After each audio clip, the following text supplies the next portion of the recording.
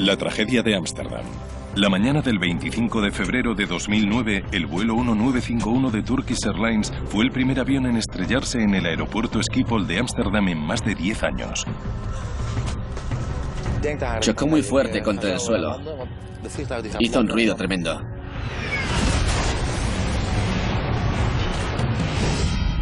El avión golpeó en tierra en un campo al norte de la pista 18 derecha.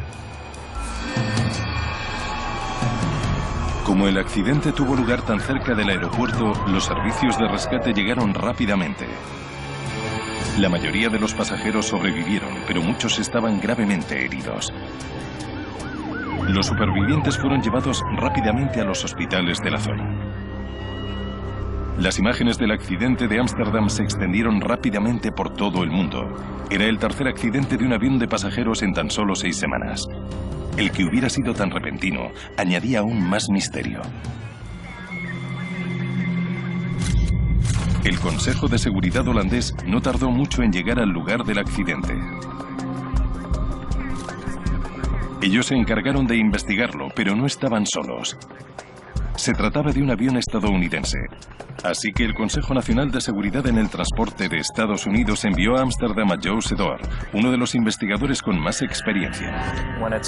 Cuando el avión no está registrado en los Estados Unidos y se estrella en el extranjero, como en este caso, somos responsables del estado de la fabricación y el diseño del armazón, y además en este caso de los motores. El fuselaje se ha partido en 3. Los motores están un poco más adelante del lugar del siniestro.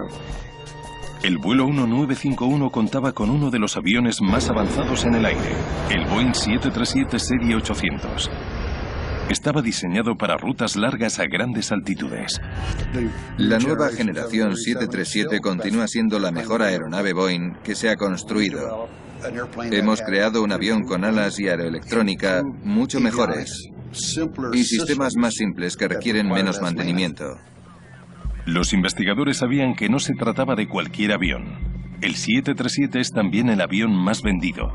Era imperativo descubrir por qué se había estrellado. Hay más de 5.000 aviones 737 volando y transportan cerca de 1,5 millones de pasajeros al día. Los investigadores debían determinar rápidamente si existía algún fallo en el avión que pudiera causar otro accidente.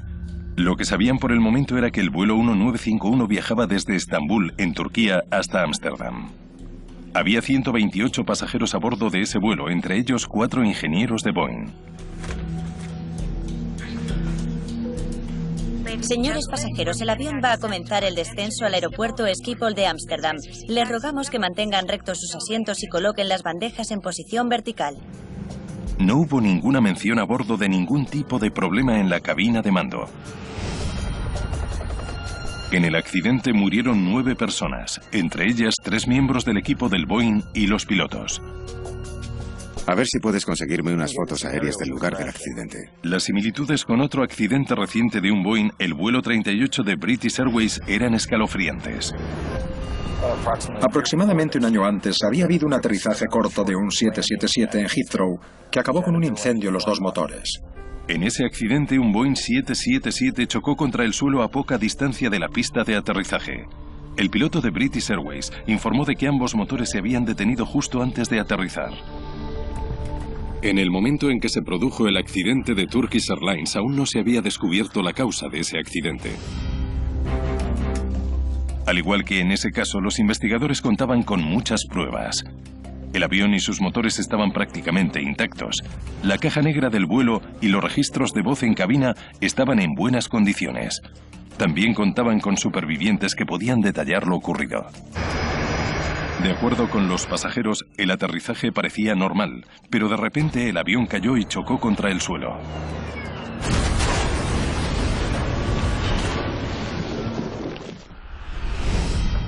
Pero las mejores pistas estaban en el lugar del siniestro. Los restos del avión no se habían desperdigado. Eso indicaba que el avión no se había desplazado a gran velocidad al golpear contra el suelo. Por el modo en que el avión se estrelló, parecía que se trataba de un accidente en el que al aterrizar se produjo cierta falta de control. El estado de los restos y las declaraciones de los pasajeros llevaron a los investigadores a sospechar inmediatamente de los motores. En un principio di bastante importancia al problema de los motores. No había rastro de fuego en el fuselaje. En muchos accidentes el combustible en los tanques del avión arde tras el impacto. Esto planteaba una pregunta obvia. ¿Se habrían detenido los motores simplemente porque el vuelo 1951 se había quedado sin combustible? Una de las primeras cosas que me planteé era si el avión tenía suficiente combustible, porque si no, ¿cómo puede un avión 737 caer literalmente del cielo? Pero la situación y las condiciones de los motores del avión sugerían que quizás no se habían detenido en el vuelo. Parece que sí funcionaban. Cuando vimos por primera vez dónde habían acabado los motores, la primera impresión fue que seguramente se habían desprendido durante el impacto, puesto que estaban bastante lejos del resto del avión. Esa fue la conclusión general. Solo la caja negra podía decir a los investigadores cuánta potencia estaban generando los motores segundos antes del accidente. Tiene mucho combustible. Hay que descartar eso. No tardaron mucho en descubrir que había bastante combustible en los tanques. Estaba claro que el vuelo 1951 no se había quedado sin combustible. Los pasajeros informaron de que segundos antes de la caída notaron algo parecido a una turbulencia. Los investigadores pensaron en una posibilidad bastante habitual, una microrráfaga. Se trata de una potente columna de aire que surge de una nube de tormenta. Puede golpear literalmente contra tierra un avión que vuele muy bajo. Si un avión la atraviesa a velocidad de aproximación, ya no es que vueles, te saca del cielo. Por supuesto, fue una de las cosas que consideramos al principio. ¿Se trataba de una microrráfaga?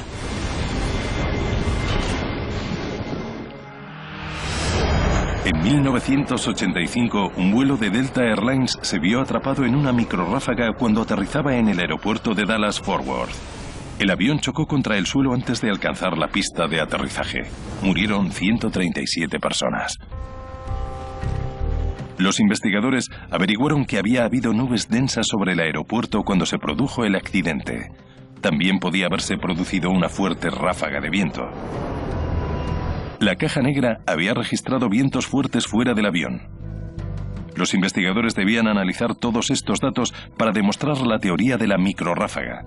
Entretanto, el rescate les llevó a un importante descubrimiento. Había 3 pilotos en cabina, lo que no es muy frecuente. La cabina era para 2 pilotos. ¿Por qué había un tercer piloto? Puesto que ninguno de ellos había sobrevivido, supieron que era urgente recuperar el registro de voz de cabina. En él habían quedado grabadas las conversaciones. Tuvieron suerte. Por la forma en que el avión se había estrellado, el acceso y el estado de los registros eran excelentes. Pronto descubrieron el motivo por el que había un tercer piloto. Volamos por la ruta de llegada normal. Visibilidad 3.500 metros. Esperamos descenso a 2.500 metros. Para el primer oficial Murat Sezer, se trataba de un vuelo de prácticas.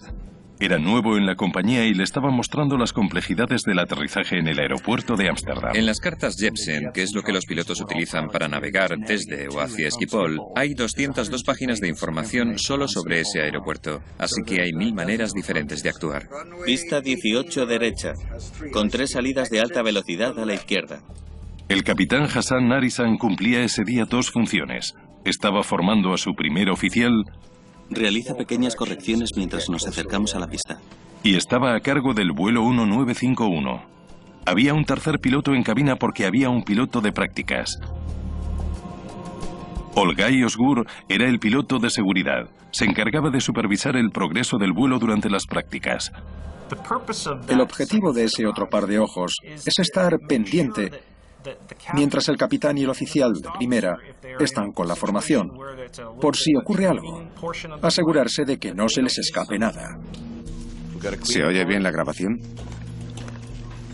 Los registros de voz revelaron que los 3 miembros de la tripulación comenzaron a prepararse para el aterrizaje cuando aún estaban a 8.500 pies.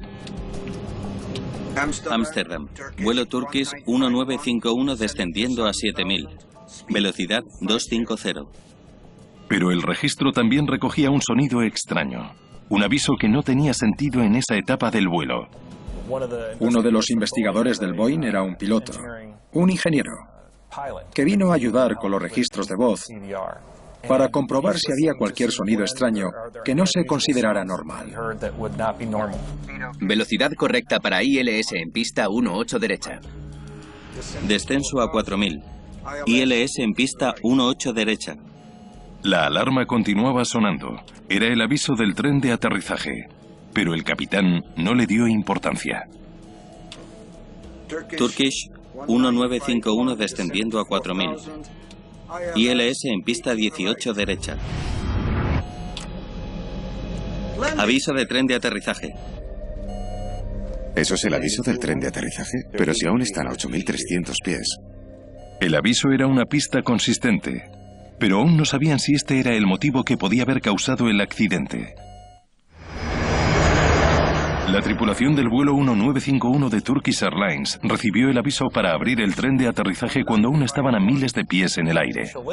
Cuando lo escuchamos por primera vez, escuchamos un aviso para abrir el tren de aterrizaje cuando el avión se acercaba, pero aún estaba muy alto, y se acercaba a unos 10.000 pies. Los investigadores consultaron entonces el registro de datos para resolver el misterio. El análisis de las velocidades del viento fuera del avión ya habían finalizado. Quedaba claro que no eran lo suficientemente drásticas como para haber derribado el avión. No hay pruebas de una microráfaga. Pero el registro de datos aportó información muy valiosa sobre la causa de que se oyera el aviso del tren de aterrizaje. Uno de los instrumentos para medir la altitud consideraba que el avión ya estaba en tierra. Cuando vimos los datos del altímetro en el registro, decía que eran unos 8.000 pies, y después bajó a -8. Eso indicaría que el avión estaba en tierra, pero por supuesto estaba a 2.000 pies. El Boeing 737 está equipado con dos altímetros. Uno mide la presión del aire para determinar la altura sobre el nivel del mar. Esa lectura se muestra en el panel de instrumentos de los dos pilotos. 00, eso es. El avión también está equipado con un radioaltímetro. Está compuesto de 4 antenas. 2 transmiten señales a tierra y las otras 2 reciben la señal de respuesta para determinar la altura del avión. Es preciso. Es muy preciso. Los altímetros barométricos no son tan precisos, pero los radioaltímetros lo son en un 100% si funcionan correctamente.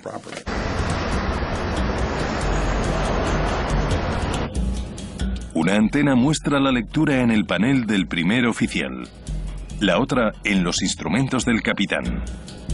En el vuelo 1951, la lectura del capitán era errónea la mayor parte del tiempo.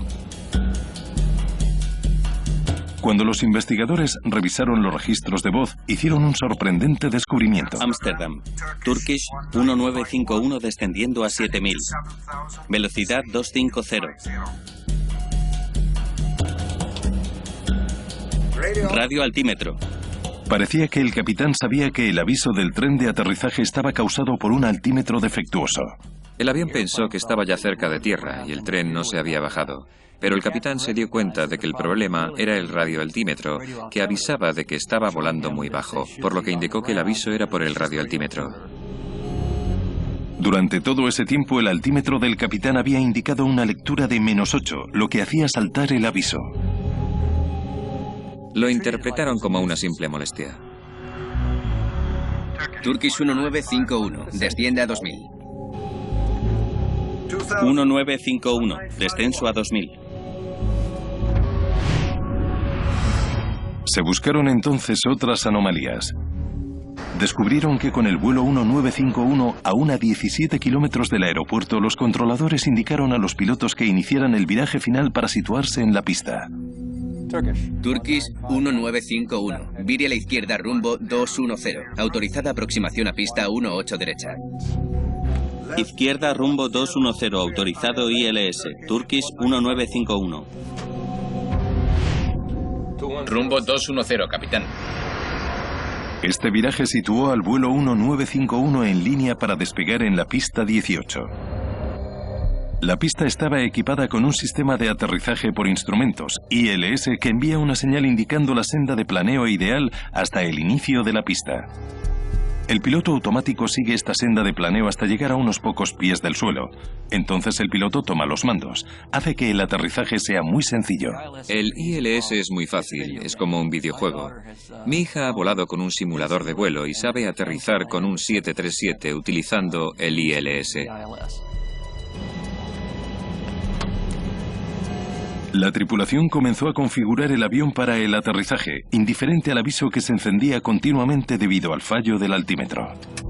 Flaps 15. A 10 kilómetros de la pista, el vuelo 1951 recibió la señal del ILS que iba a guiar al avión hasta la pista. Localizador activo.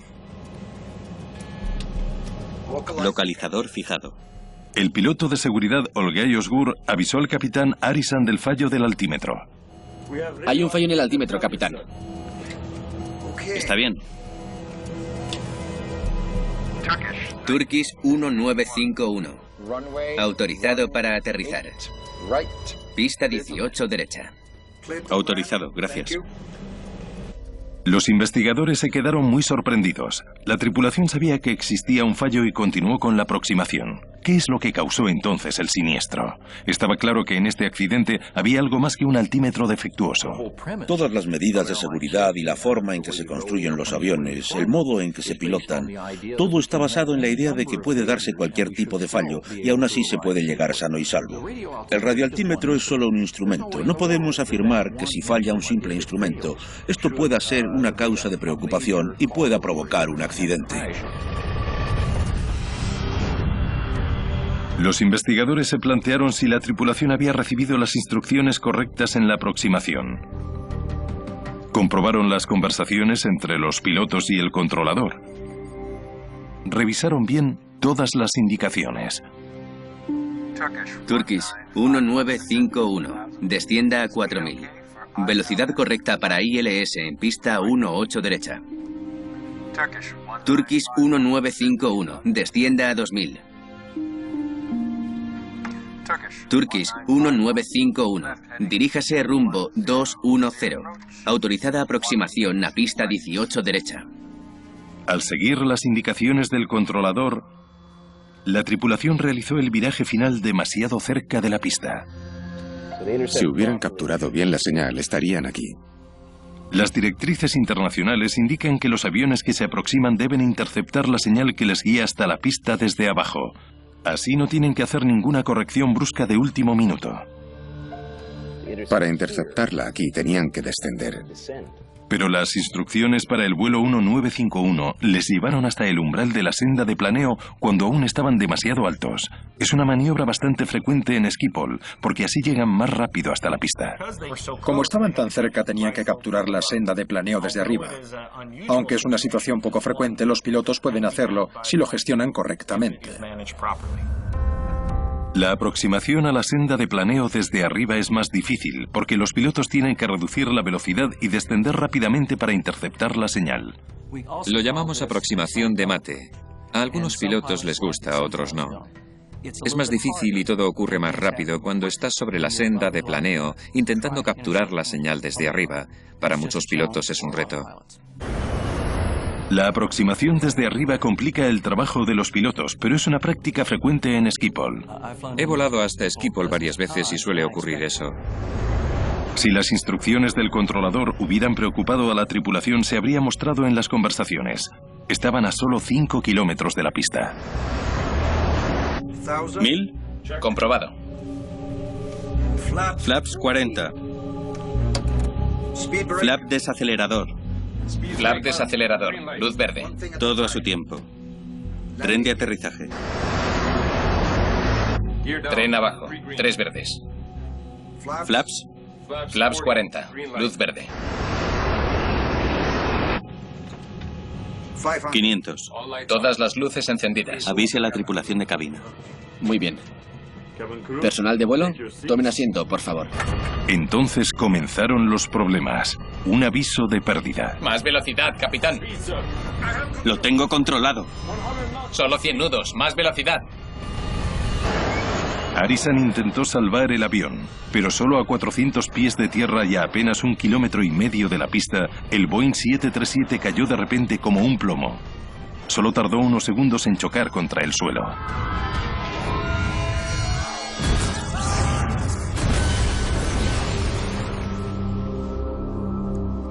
Turkish 1951. La grabación arroja más luz sobre los últimos minutos del vuelo.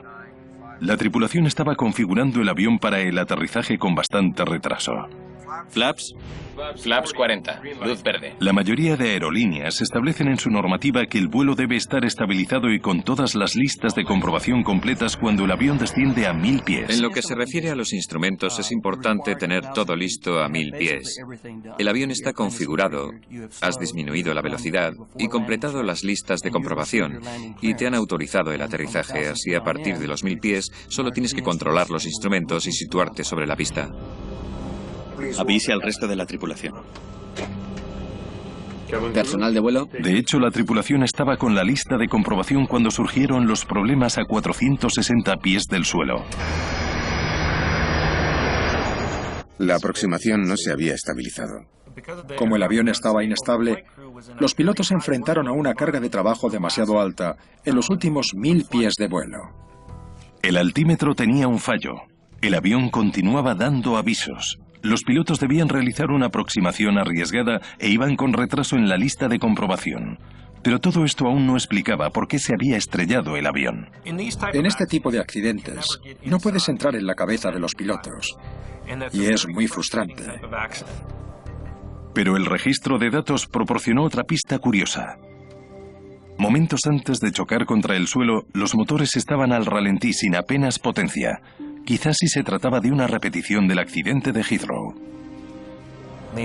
Fue interesante comprobar que los motores habían estado al ralentí durante los últimos 2 minutos, prácticamente hasta el final, donde se dio potencia de nuevo. Ese era un importante indicio. Pero, ¿por qué había ocurrido eso?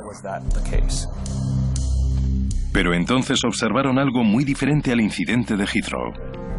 ¿Modo de aterrizaje? Por algún motivo, cuando el avión se encontraba a más de 1000 pies, el ordenador del avión comenzó a prepararse para el aterrizaje. En el modo de aterrizaje, el ordenador del avión reduce la potencia del motor al ralentí y la parte delantera del avión se alza automáticamente a la posición de aterrizaje.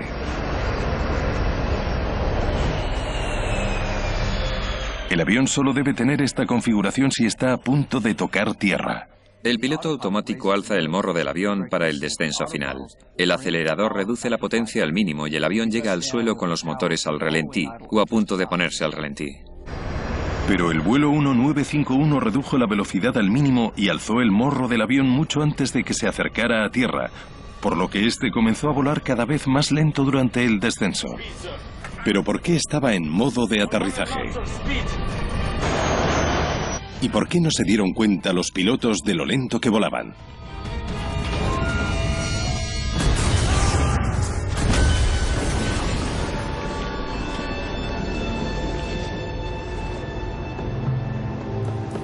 ¿Qué estaba ocurriendo cuando los motores se pusieron al ralentí?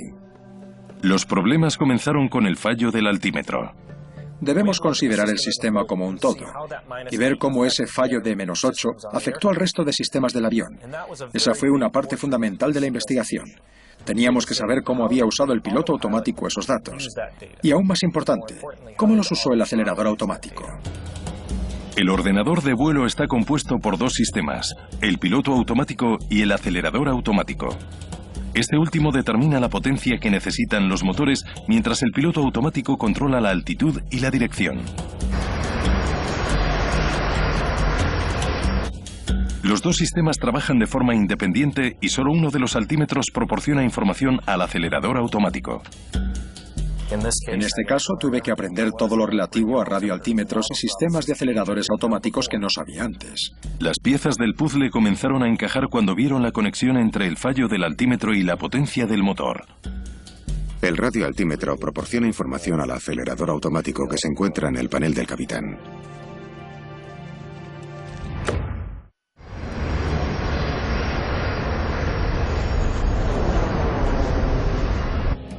El único altímetro que proporcionaba información al acelerador era el del capitán, que estaba defectuoso. Mostraba una altitud de -8 durante toda la aproximación del vuelo 1951. Empezaron a considerar que el altímetro defectuoso había producido los errores que resultaron en el accidente. Los investigadores tenían que averiguar qué había ido mal. En un 737, las antenas de transmisión y recepción de los altímetros se encuentran debajo de la cabina. 3 de las antenas quedaron destruidas tras el siniestro y no podían probarse.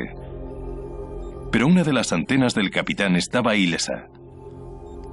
Se consideraron 2 posibilidades: un fallo de uno de los componentes o algún tipo de interferencia que podía causar el fallo en las lecturas. Comprobaron el único componente que había sobrevivido al siniestro.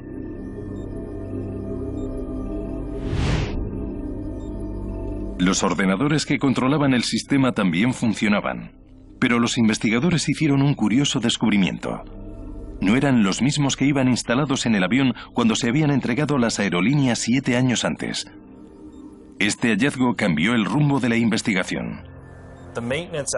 Tuvimos que prestar mucha atención al mantenimiento del avión.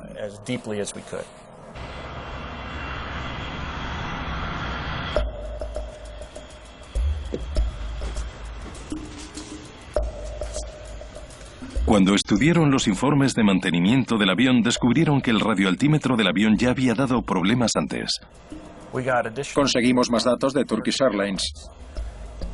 Los datos mostraban que en el pasado, de unos 1000 vuelos con problemas, unos 150 vuelos habían tenido fallos de los radioaltímetros. Los documentos mostraban que aproximadamente un año antes del accidente, los 2 ordenadores habían sido reemplazados por fallos en las lecturas de los altímetros. Uno de los incidentes señalaba que la lectura del radioaltímetro era de -8 pies. Eso nos mostraba que ya había habido ese tipo de problemas. No se trataba solo de un problema de este vuelo. Las lecturas erróneas persistían. Los mecánicos cambiaron los ordenadores y las antenas en varias ocasiones para intentar resolver el problema. Quedaba claro que Turkish Airlines había intentado reparar de varias formas el altímetro, pero ninguna había funcionado.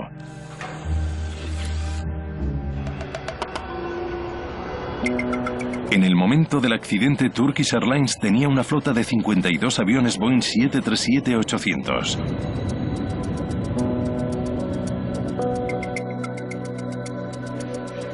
Está en la página 93.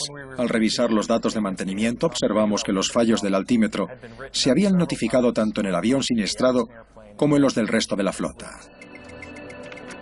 Los investigadores descubrieron que el año anterior al accidente la compañía había tenido fallos en el sistema de radioaltímetros de los 737 en 235 ocasiones.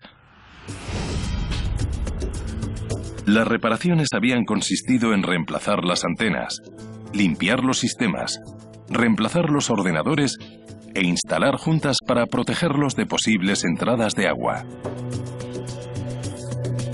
No podemos decir que no hicieran nada. El personal de mantenimiento de la compañía sabía que los fallos de los altímetros era uno de los problemas más frecuentes en el mantenimiento. En febrero de 2009 se habían realizado 16 reparaciones a los altímetros al avión siniestrado. Puesto que el fallo estaba tan extendido, los investigadores se preguntaban por qué no había causado más problemas antes de este accidente. Y no tuvieron que indagar mucho para descubrir que sí había habido problemas graves en ese mismo avión. Tuvieron el mismo problema en 2 vuelos recientes. En las 48 horas anteriores al accidente, el altímetro había mostrado una lectura negativa y había puesto el aparato en modo de aterrizaje. Pero la tripulación se había dado cuenta del incidente, había desactivado el acelerador automático y habían aterrizado sin problemas.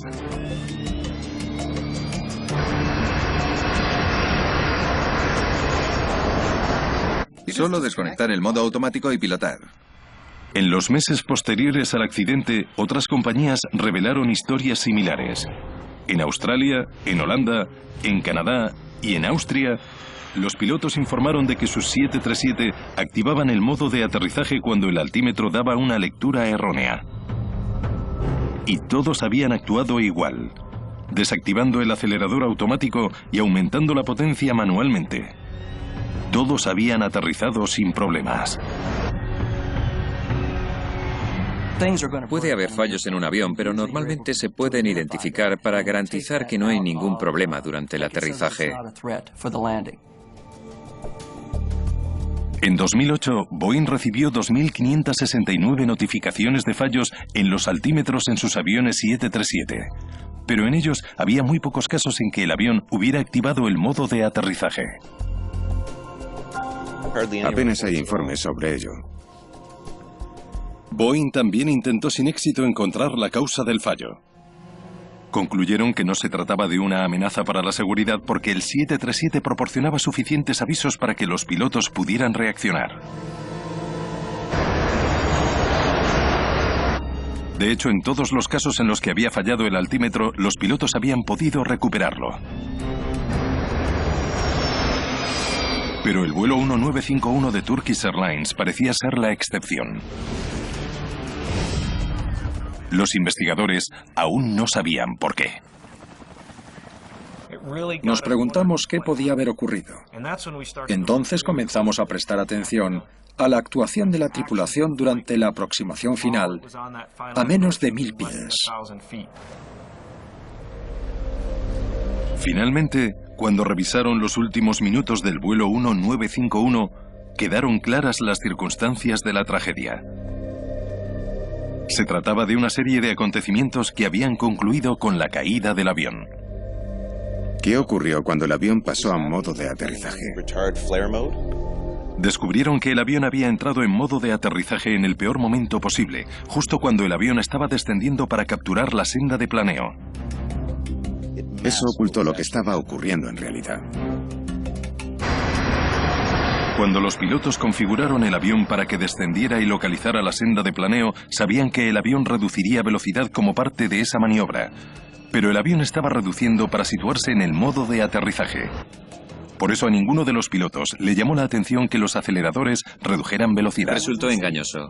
Cuando se activó por primera vez el modo de aterrizaje no fue muy grave, porque estaban volando alto y los pilotos querían reducir velocidad.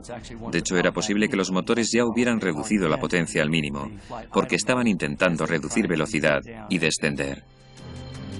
El problema comienza a 830 pies, a 20 kilómetros del aeropuerto, unos minutos antes de estrellarse.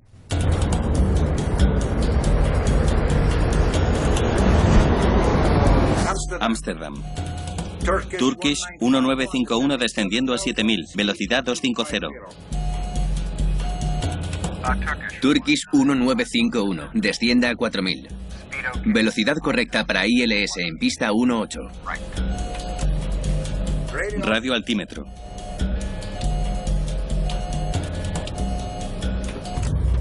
¿Pero sabían los pilotos que debido al fallo del altímetro se habían puesto en modo de aterrizaje? No. La compañía había tenido ese problema con frecuencia, pero los pilotos no sabían los riesgos que significaba para este vuelo. Se trataba de un avión que presentaba pequeños problemas, pero si estos problemas no se detectaban, podía acabar siendo algo muy grave. Turkish 1951, desciende a 2000. 1951, descenso a 2000. Turkish 1951, vire a la izquierda, rumbo 210. Autorizada aproximación pista 18 derecha. Izquierda rumbo 210. Autorizado ILS, Turkish 1951. El avión vira a la izquierda 210 grados, a 2000 pies, y llega hasta aquí, a 9 kilómetros. Ahora deben interceptar la senda de planeo desde arriba. A 2000 pies con la senda de planeo justo debajo, los pilotos tenían que reducir la velocidad y descender bruscamente. Velocidad 140. Creyeron que los aceleradores reducían debido al descenso hasta la senda de planeo. Pero en realidad estos redujeron velocidad porque habían entrado en el modo de aterrizaje. Y siguió reduciendo la velocidad del avión hasta que entró en pérdida. Descubrimos que estaban con la lista de comprobación, cuando deberían haber estado controlando la velocidad del avión. En los 100 segundos siguientes, ninguno se dio cuenta de lo que ocurría, hasta que fue demasiado tarde. Altitud establecida. 1000. Comprobado. Flaps 40. Velocidad establecida. El piloto con más experiencia se dio cuenta de que el primer oficial iba un poco retrasado con la aproximación, así que puso los flaps a 40 y movió la palanca, informándole de lo que ha hecho. Intentó ayudar al primer oficial a finalizar con la estabilización del avión. Flap desacelerador. Flap desacelerador. Luz verde. Vamos uno por uno. Tren de aterrizaje. El avión estaba a 700 pies del suelo. Tren de aterrizaje listo. 3 verdes. Flaps. Flaps 40. Luz verde. Por las prisas para completar la lista de comprobación, ninguno de los pilotos se dio cuenta de los avisos de que la velocidad estaba bajando peligrosamente. Primero apareció una barra roja en su panel de mandos. Después, cuando la velocidad seguía bajando, se encendió una luz intermitente alrededor del panel de velocidad para llamar su atención. Ninguno de los tres lo vio. Informe de cabina confirmado. El avión estaba ya a 600 pies del suelo. Si algo empieza a cambiar de color, es un aviso. Es una precaución que te avisa de que el avión está llegando a sus límites. Comenzando aproximación. Altitud 500 pies. A pesar de todos los indicadores frente a ellos, avisándoles de que el avión estaba reduciendo la velocidad, ellos continuaron con la lista de comprobación. Y por supuesto el avión continúa acercándose a tierra. De hecho, estaban a menos de 500 pies. Y justo antes de que comenzaran las sacudidas, el capitán dijo al tercer piloto: Avise a la tripulación de cabina. Tripulación de cabina, tomen asiento, por favor. La velocidad, capitán. Lo tengo controlado. Cuando intentaron poner los motores a máxima potencia, ya era tarde. Volaban demasiado bajo. Eso fue. Ya era demasiado tarde para salvar el avión.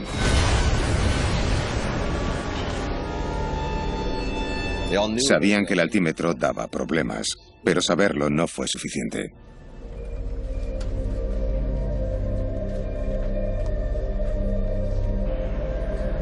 Boeing tampoco supo predecir el efecto mortal que podía tener el fallo de un altímetro. Pero el 25 de febrero de 2009 se produjeron una serie de acontecimientos que ocasionaron que se estrellara un avión y murieran 9 personas.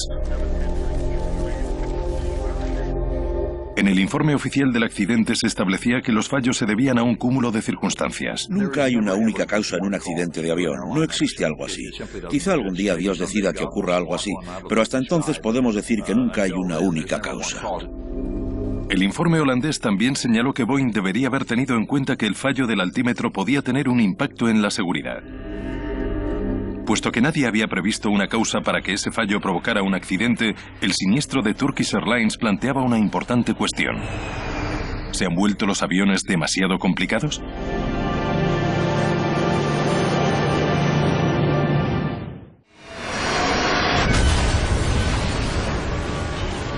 Los investigadores determinaron que el vuelo 1951 de Turkish Airlines se estrelló principalmente porque los pilotos no supieron ver las consecuencias de los avisos que estaban recibiendo. Turkish 1951. Descienda a 4000. No se trata del primer accidente de avión en el que la tripulación no entiende los avisos del avión. El problema no son los sistemas automáticos. El problema es la formación y la capacidad de las personas de solucionar los errores a los que se enfrentan por esos sistemas automáticos. Mika Ensley estudia la relación entre los pilotos y la tecnología. Los sistemas automáticos no están diseñados para elegir lo que la gente hace bien y evitar lo que la gente hace mal. En 1996, la tripulación de un 757 de Aeroperú se estrelló cuando los pilotos no pudieron descifrar los avisos contradictorios de altitud y velocidad. El avión volaba sobre el Océano Pacífico. Murieron 61 pasajeros y 9 miembros de la tripulación. En 1995, el sistema de gestión de vuelo de un Boeing 757 podía y debía haber enderezado el avión para lograr el aterrizaje en Cali, Colombia. Pero un cambio de última hora en el plan de vuelo hizo que los pilotos tuvieran que volver a programar los ordenadores. Introdujeron por error un nuevo rumbo que les llevó directos a una montaña de 14.000 metros. Murieron 159 personas. La moraleja de esto es que podemos tener unos equipos estupendos. Podemos tener estas unidades de silicio, si quieres, tan sofisticadas que no podemos comunicarnos con ellas. Y cuando se vuelven contradictorias o surge un problema o se programan mal, acaban poniendo al avión y a los pasajeros en una situación de peligro. Y mientras el piloto intenta comprender qué ocurre. La NASA trabaja en un programa llamado Vuelo Inteligente Integrado. El objetivo es ayudar a los humanos a utilizar bien la tecnología que les rodea en cabina. Están estudiando los sistemas automáticos, sistemas de reconocimiento de voz. Han desarrollado nuevos micrófonos que tienen chips de conducción integrados. Están creando nuevos paneles de mandos para entender mejor el entorno en tierra y poder detectar si hay otros aviones alrededor. Lo que algunos investigadores han descubierto es que la mejor tecnología no es la que reemplaza a los pilotos, sino la que trabaja con ellos. Para integrar de verdad a las personas con la tecnología, hay que diseñar los paneles de instrumentos para que se entienda claramente lo que están haciendo y lograr que el avión haga lo que tú quieres que haga de forma sencilla. No tendrían que usarse 16 botones y 8 niveles de menús para saber qué está ocurriendo en el sistema. Todo debería estar integrado y presentado de forma clara. Debería ser tan fácil como comunicarse con la persona de al lado.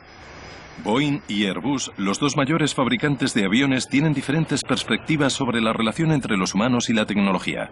Airbus permite que el ordenador de vuelo tome la mayor parte de las decisiones en cabina. Desde su punto de vista es una forma de prevenir muchos errores humanos y asegurarse de que el avión no va a hacer algo que cause un accidente, incluso si una persona quiere causarlo. Pero Boeing tiene otra opinión. Su filosofía es proporcionar la información y que sean los pilotos los que tomen las decisiones. Que el piloto cuente con más información es mejor para él. Es tener al piloto como referencia, incluirle en la ecuación. Yo prefiero eso. Airbus está claramente en contra de eso y seguro que considera este punto de vista anticuado e incorrecto. Creo que eso está por ver. En el informe final sobre la tragedia de Turkish Airlines se explica que la responsabilidad del accidente del vuelo 1951 se debe en parte a un fallo de la tecnología. El fallo en los datos del altímetro hizo que el sistema automático programara el modo incorrecto, y eso por supuesto no es nada bueno. La causa por la que el altímetro fallaba nunca se descubrió. Los investigadores holandeses solicitaron a Boeing que mejorase la fiabilidad del sistema. Aprendimos mucho sobre el funcionamiento de los altímetros y cómo afectan a los sistemas automáticos. Boeing está trabajando actualmente para introducir mejoras, para evitar que ocurran este tipo de fallos en los aceleradores automáticos. Pero el informe también culpó a la tripulación por no darse cuenta de que la velocidad había disminuido tanto a pesar de contar con 3 pilotos en el avión. Obviemos el piloto automático. Puedes mirar la velocidad o la altitud. Incluso puedes mirar por la ventana si quieres. Pero la velocidad es algo crucial para mantenerte a salvo en un avión. Y siempre hay que saber cuál es. Pero para Mika Ainsley, el fallo de los pilotos al controlar los instrumentos es totalmente comprensible y quizá la culpa se deba más a los instrumentos que a los pilotos. En realidad es muy difícil controlar los sistemas automáticos. Una de las cosas que las personas no hacemos bien es controlar un sistema. Somos muy buenos en la toma de decisiones, en adoptar soluciones creativas para los problemas, pero las comprobaciones repetitivas es el tipo de cosas que a la gente no se le dan bien. Lo que debemos hacer es diseñar los sistemas automáticos para que trabajen con las personas, de forma que las mantengan activas e implicadas y en alerta, y no tener un sistema automático donde solo tenemos que controlar lo que hace. ¿Quién es el ordenador final? El piloto, el individuo que debe ser capaz de decir, no sé qué hace este cacharro, pero voy a apagarlo y voy a pilotar el avión. Pilotar el avión. Eso es lo más inteligente que decimos siempre en los programas de formación de las aerolíneas. Pilota el avión. Eso es lo primero que hay que hacer o no importará nada más. Y eso es lo que ellos olvidaron.